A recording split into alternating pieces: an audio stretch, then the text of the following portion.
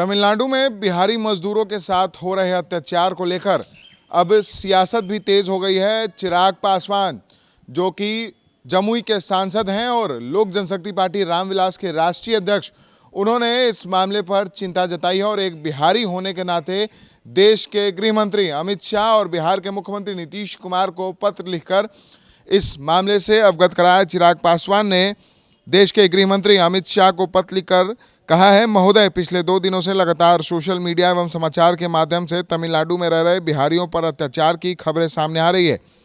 कई विचलित करने वाली तस्वीरें व वीडियो भी सामने आए हैं। कई बिहारी जो तमिलनाडु में रह रहे हैं, उन्होंने मुझसे संपर्क कर इन खबरों को सत्य बताया है, परंतु तमिलनाडु का स्थानीय प्रशासन इन खबरों को भ्रामक बता रहा है।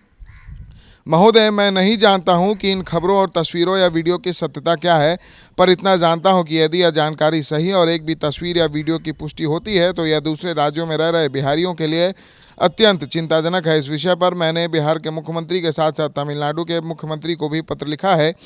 बिहार में रह रहे बिहारियों का विश्वास मुख्यमंत्री नीतीश कुमार खो चुके हैं। परिणाम स्वरूप दूसरे प्रदेश में रह रहे बिहारियों को भी उनसे अब कोई उम्मीद नहीं।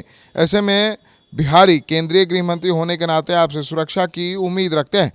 अतः आपसे आग्रह करता हूं कि अपने स्तर पर जांच कराकर सच और झूठ का फैसला करें। यदि यह भ्रामक खबर है तो उन लोगों पर भी कड़ी कार्रवाई होनी चाहिए जो देश की एकता और अखंडता को खंडित करने का काम कर रहे हैं। और यदि यह खबर सत्य है तो बिहारियों पर अत्याचार करने वाले एक भी दोषी ना बचे और सभी अपराधियों को कड़ी से कड़ी सजा मिले। यही मांग है लोक जनशक्ति पार्टी रामविलास की।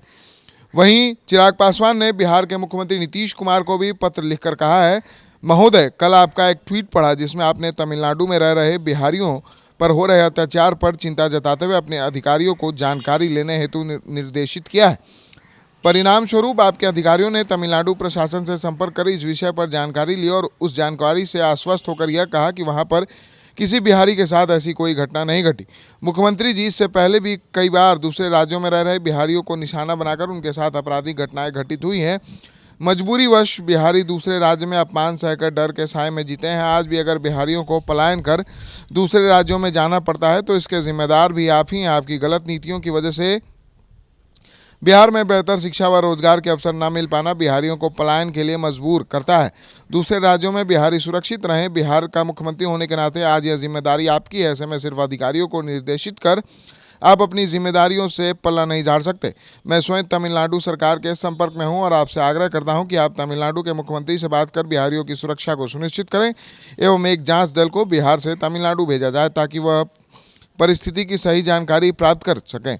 महोदय, क्योंकि समय समय पर कई राज्यों से बिहारियों पर हो रहे अत्याचार की खबरें सामने आती रही हैं, इसलिए आपसे आग्रह है कि हर राज्य में रह रहे बिहारियों के लिए बिहार सरकार सभी राज्यों में बिहार प्रवासी केंद्र खोले जो ऐसी परिस्थितियों में बिहारी साथियों को उन राज्यों में मदद कर सके।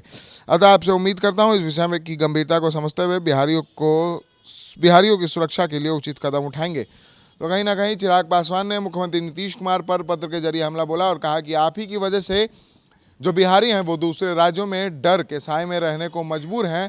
आप पलायन रोकें ताकि बिहारियों का बाहर जाना बंद हो सके और साथ ही साथ अन्य राज्यों में रहने वाले बिहारियों के लिए बिहार प्रवास केंद्र खोला जाए ताकि जो दूसरे राज्य में बिहारी हैं उनकी मदद की जा सके। कहीं ना कहीं चिराग पासवान जो हैं वो बिहारियों को लेकर काफ़ी ज़्यादा चिंतित हैं और उन्होंने देश के गृह मंत्री अमित शाह और नीतीश कुमार से जो तमिलनाडु में बिहारी मजदूर हैं उनके सुरक्षा की मांग कर दिया और उनके सकुशल वापसी की मांग जो है वो चिराग पासवान ने की है। अब देखना होगा कि बिहार के मुख्यमंत्री नीतीश कुमार इस पर क्या एक्शन लेते हैं और केंद्र सरकार इस पर क्या कार्रवाई करती है। सहयोगी अमित के साथ विशाल भारद्वाज, SG न्यूज़, पटना।